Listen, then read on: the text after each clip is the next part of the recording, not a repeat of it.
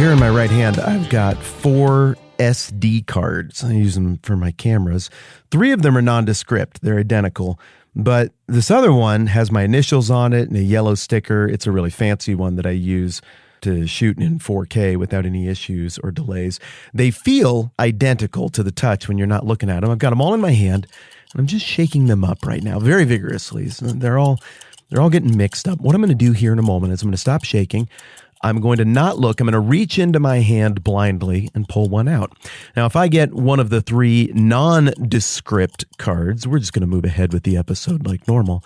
But if I draw the one with the yellow dot and my initials on it, we're going to begin the episode with me doing a Victorian prose-style recitation of every single word of Sir Mix-a-Lot's 1992 smash hit, Baby Got Back. All right, it's drawing time.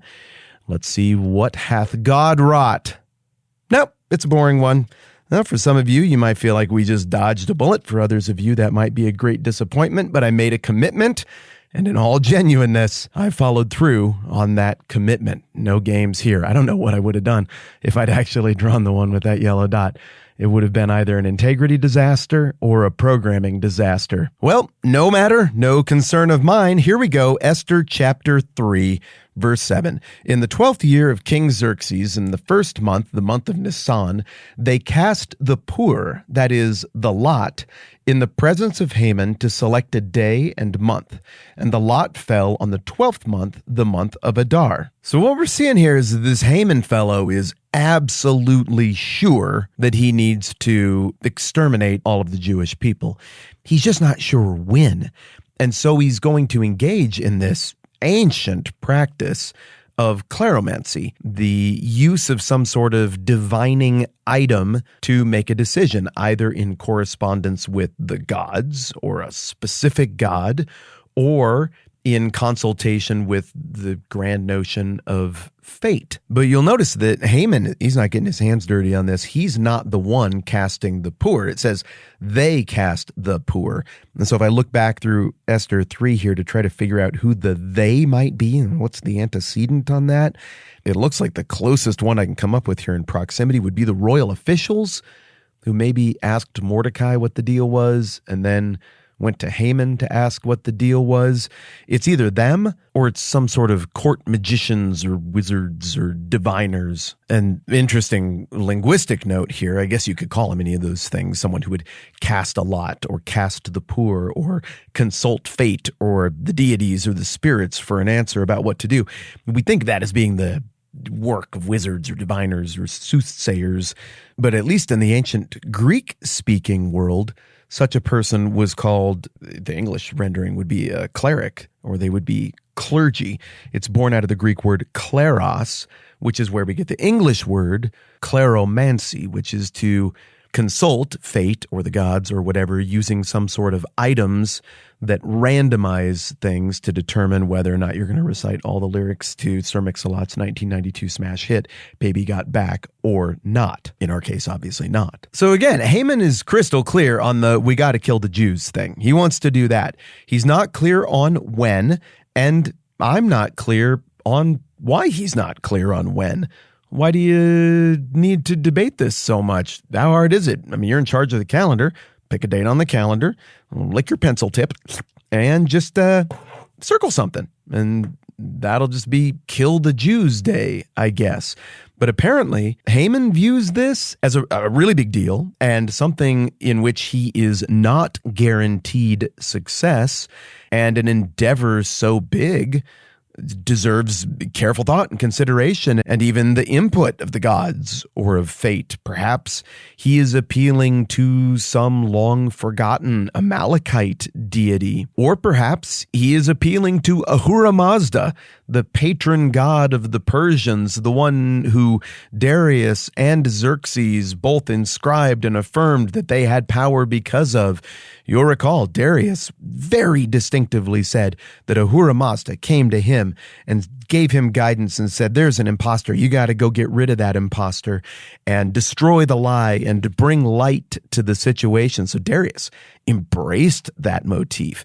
The art that happened in the architecture and designs around Susa, so much of it features imagery of light and brightness and illumination, all meant to be a symbol of truth, and truth not just that is man-made, but that is descended from the great god, the god of light, Ahura Mazda. So we know from all of these early sources that we've looked at and many that we haven't, Herodotus, Ctesias, Xenophon, that consultations, divination, claromancy, to use our fancy new word that we're employing here, that all took place to determine big things about what the Persian kings would do. How should we proceed in our battle against the Greeks? Well, let's consult the gods. And it's not just the Persians who did this. We know that everybody in the ancient world did this. We know that, well, people still do this. This is something that has been a technique for getting humans unstuck on decisions big and small for a very, very long time. And of course, there are a lot of different methods for doing this sort of thing. Two of those methods seem to be alluded to right here in Esther chapter 3. The month of Nisan is when this happened, and then they cast the pur, that is the lot. Well, sometimes you'll see that idea of the pur being likened to a dice, like a role-play gamer would use. Is this a 12-sided dice to pick a month? Is it a 6-sided dice and you kind of narrow it down from there?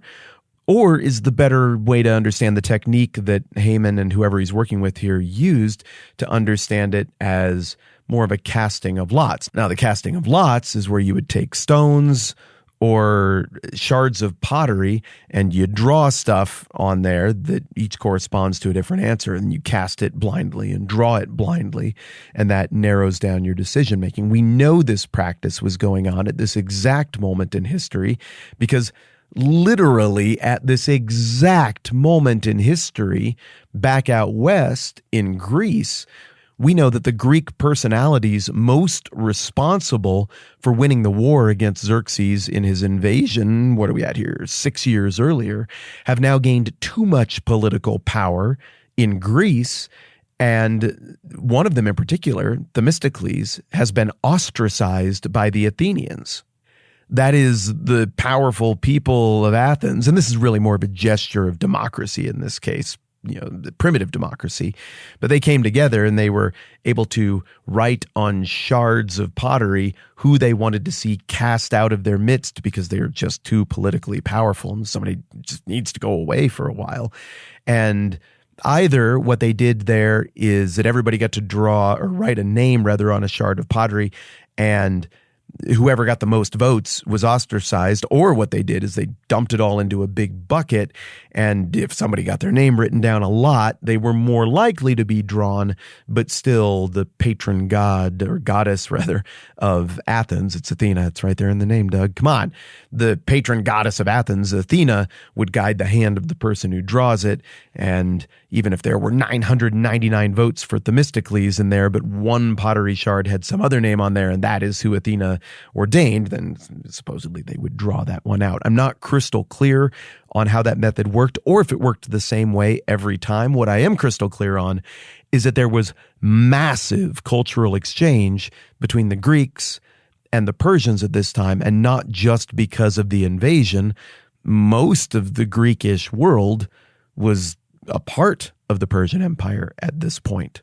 So Haman would have known all about those different strategies for casting lots. Would he have employed a strategy that was handed down to him from his Amalekite forebears, if indeed he is an Amalekite? Maybe.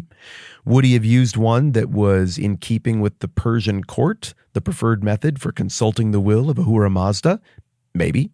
Would he have used a technique that would have been in keeping with the Greek cultural exchange and the methods of those goofy far Western Greek people? Maybe. But definitely, historically, almost everybody has understood this to be referring to the casting of a die, at least in part.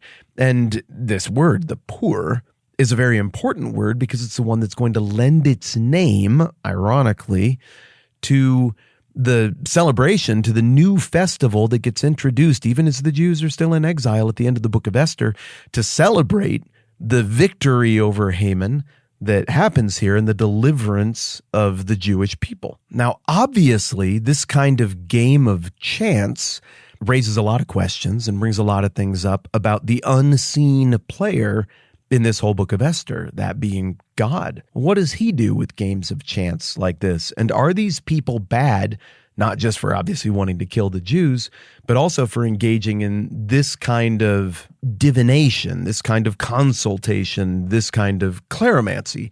We're going to talk about all of that stuff tomorrow. But before we go, I've got my SD cards back over here. I'm shaking them up. Same rules as before. Normal card, we're going to do nothing, just wrap up the episode. If I pull the SD card with the sticker on it, then I am going to ask you to leave a review for this podcast, and thank you in advance for it. All right, let's see what we get. Nope, it's a boring card. Not going to ask you to do that. All right, I'm Matt. This is the 10-Minute Bible Hour podcast. Let's do this again soon. Egads, Rebecca! Observe the scope of that maiden's derriere. Assuredly it is substantial. I deem her to be the consort of an elocutionist.